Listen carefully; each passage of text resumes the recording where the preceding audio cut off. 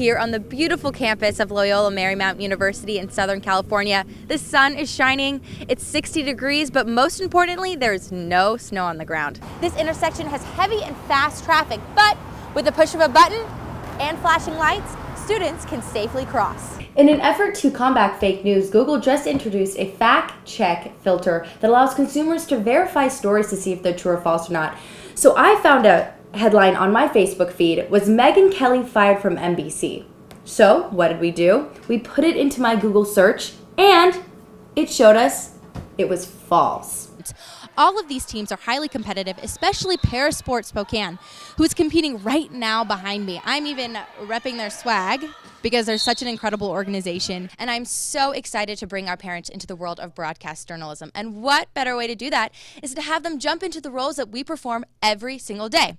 So we have a parent helping out on audio over here, on prompter. It's a very important job. To get ready for the popular basketball season, refs have been trained by their supervisors to ensure success. Don't forget to add next to that hashtag Living the Mission, hashtag Gonzaga Day, because that's going to contribute to our scholarship fund, which is the ultimate goal why we're all here, and we're so excited to support our future Zags. Happy Gonzaga Day. 128 million views, especially with videos just like Mother's Day, which has almost 14 million views, almost 6,000 overall comments, but most importantly, comments coming in from 4 days ago, 10 years after the video was posted. Noticed on social media was all the presents that every single team had once they won. They were so excited to post on Twitter, on Facebook, and Instagram, and I understand why. They worked hard for that shirt. Absolutely. Fall is upon us here at Gonzaga University. The leaves are changing, trips to Green Bluff, but my favorite tradition, Fall Family Weekend. Thank you so much, Corinne. I love that our viewers are tweeting in and getting involved and wanting to see these different topics. Now, Campus Kids is a great opportunity for student mentors to be paired with 4th graders through 6th graders. And I know they have a pretty good perspective on what it means to be in spirit this holiday season. So let's go see what they have to say. Come on. Slept under a bridge for the first day, and you can't sleep near other people. I basically use my jacket as like a makeshift, I don't even know what to call it. It was a home. I didn't know what I was gonna do, what was gonna happen. Yeah, I found the house of charity, but I didn't know what that meant. Malicious mischief is what Seth Brink called one drunken mistake that led to 16 hours in jail, but a self-realization. At only 20 years old, without a family or a home, he was not going to let one decision dictate his future. So the green gates of House of Charity welcomed him in. Walking in, you feel like dumb and ashamed and just less. Not because people are being condescending or anything like that, but because you don't know what you're doing. No one else wanted to be around me. That says something when you're the homeless guy that smells bad. I didn't like that. No, that was motivation itself. From the moment he stepped into the House of Charity, the staff recognized his positive presence and helpful attitude, soon putting him to work.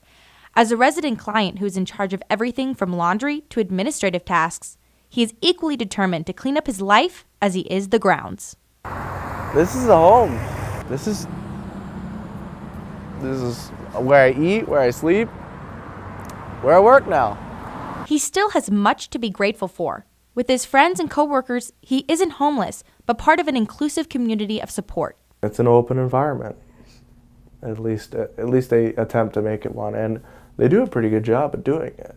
This is only a stepping stone, creating a strong foundation for success. 2 months later, I'm employed and have a future again. I have potential. They gave me my life back. It's awesome. That's awesome sauce. Danamarie McNicholl-Carter, GU TV. It was the accidental opening of a book that I started and took all of my education from. By day, I'm Joe Beretta, ladies' man. By night, broadcasting virtuoso. Joe Beretta started the first comedy show at GU TV, but that's not why he came to Gonzaga. He originally saw himself as a teacher or a physical therapist. It was a series of fortunate accidents that led Joe to his success. I learned how to edit and tell stories at Gonzaga. I learned how to start shooting and find the story within a 4x3 frame. We were shooting on 4x3 at the time. It was 2007, YouTube was still fresh, and the timing was perfect. With classmate Luke Baratz, Baratz and Beretta was born, a successful YouTube channel with now millions of views. I happened to be fortunate enough to be living during a time when things were changing. Luke and I, we would use my assignments as a reason to go out and make comedy videos. So we did a video called Ninja Rap. We did a video about two Mormons knocking on a door repeatedly, which I'm going to contend was the basis for the Book of Mormon. It was all because of us. We're still kind of in the wild, wild west side of it all, so it's kind of like, if we think it's funny and we want to do it, and it's something that we're finding passion in, we get to pull the trigger. His content is timeless, and that's exactly how he continues to propel his comedic career, especially on his YouTube channel, Barats and Beretta, that has an overall 128 million views, especially with videos just like Mother's Day, which has almost 14 million views, almost 6,000 overall comments, but most importantly, comments coming in from 4 days ago, 10 years after the video was posted. He not only produces, acts in these videos, but he's also a host of a YouTube show called Epic How To, where he'll teach you how to time travel, survive a lion attack, or even how to read minds. Because this is Epic How To. It's an informational show, it's an infotainment show where I get to basically put my own spin on comedy and while accidentally educating people. Joe has most recently taken on a new role as the creative director for Defy Media, where he is a mentor for the next generation of comedians.